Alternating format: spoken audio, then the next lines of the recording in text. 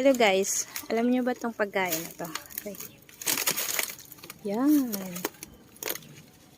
Sarap to, para siyang ang tawag dito. Ayan.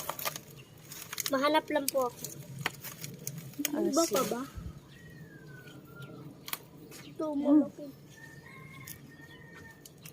May isa pa. Ang bango. Ano na lang. Para siyang fashion fruits. Hanap pa tayo. Gawin mo ito. Yung iba. Dalhin natin ito sa palengke. Ay, doon pala. Sarap to. Wala nang iba. Mahanap.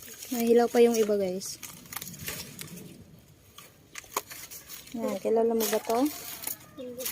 Minsan lang nakakakilala sa pagkain na to. Pag hilaw pa siya, medyo maasim. Pag hinog na,